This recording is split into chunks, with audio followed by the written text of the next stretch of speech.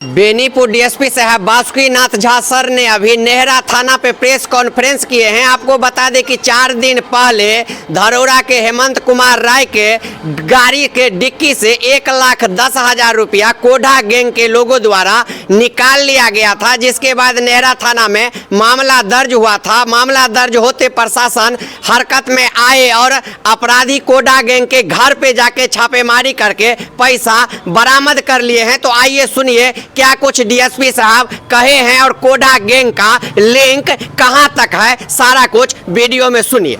23/7/26 को हेमंत कुमार राय जो धरोरा के रहने वाले हैं, वे पंजाब नेशनल बैंक से 1,10,000 रुपया निकालकर अपने सीएसपी सेंटर जो उनका हबीबोहार में है वहां ले जा रहे थे। इसी क्रम में वे लुलवा चौक के पास एक होटल है, वहाँ पर अपनी मोटरसाइकिल लगा करके खाना खाने के लिए गए। बैंक से निकलने के बाद उन्होंने पैसा अपने डिक्की में रख लिया था और जब खाना खाकर वापस बाहर आए तो अपनी गाड़ी का डिक्की खुला हुआ दिखे, तो उसमें चेक किए तो उनको पैसा वहाँ पर नहीं मिला।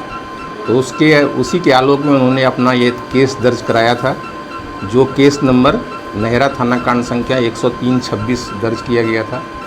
उसके बाद उसका एमओ देखने के बाद हम लोगों को लगा कि जो है ये कोढ़ा गैंग का कार्रवाई हो सकता है, कोढ़ा गैंग के द्वारा किया गया हो सकता है। तब हम लोगों ने सीसीटीवी फुटेज जो है बैंक का, बैंक के बाद रास्ते का, फिर उसके बाद होटल के आसपास का सीसीटीवी फुटेज हम लोगों ने खंगारा। तो कुछ पिक्चर जो है सामने आए कि वो पिक्चर दिख रहा था कि जो है एक अपराधी है जिसकी दाढ़ी उड़ी बढ़ी हुई है। तो फिर हम लोगों ने उसका सत्यापन कराना शुरू किया। तो मुझे जैसा एहसास हुआ था, हम लोग इस निर्णय पर पहुँचे कि ये कोढ़ा गैंग का ही हो सकता है। तो फिर हमारे टीम जो है, इसमें एक विशेष टीम हम लोग गठित किए थे, जिसमें थानाध्यक्ष थे और नीलेश थे और आईओ थे, इसके कांड के आईओ भी थे। सबको हम लोगों ने भेजा वहाँ पर। वहाँ कटिहार लोकल पुलिस के सहयोग से उस आदमी की पहचान हुई कि कौन आदमी है ये। फिर उसके घर पर छापामारी किया गया और छापामारी करके जो पैसा चोरी हुआ था वो सारा चोरी का पैसा बरामद कर लिया गया है। इन लोगों का कार्य सराहनीय है जो अनुसंधान करता है, और थानाध्यक्ष और क्या कहते हैं नीलेश का, तो इसके लिए जो है इनको पुरस्कृत करने के लिए हम लोग लिखेंगे। सर 4 दिन के अंदर तो रुपया बरामद हो गया, लेकिन जो चोर ने चोरी किया था सर उसका कोई पता चला क्या?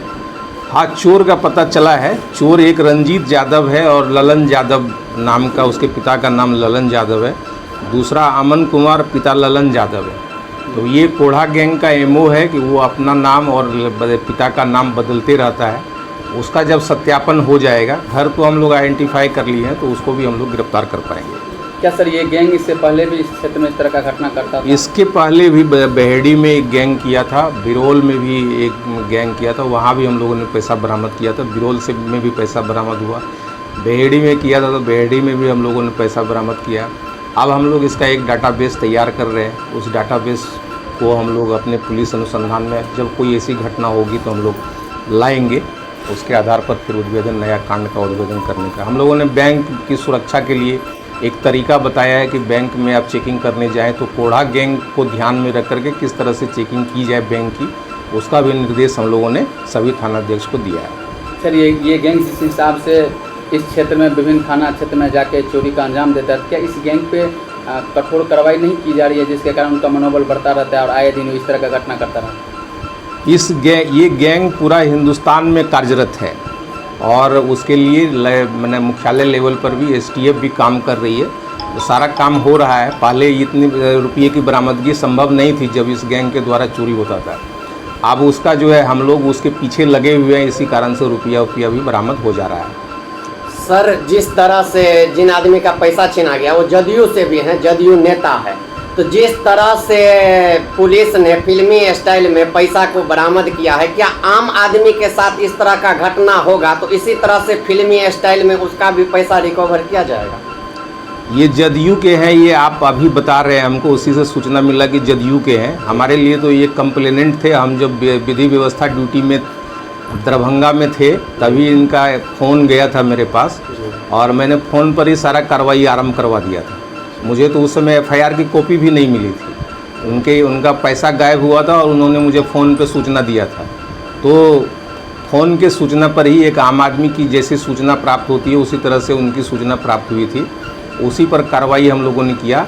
मैं इस कांड का प्राथमिकी चूँकि चोरी से रिलेटेड था, तो चूँकि चोरी का केस इंस्पेक्टर देखते हैं, तो प्राथमिकी आज मैंने देखा है, तब उसमें वो लिखा हुआ है कि वो जदयू से पहले थे। इससे पहले मुझे कोई जानकारी नहीं थी। आम आदमी की तरह ही सूचना पर कार्रवाई हुई है उसका।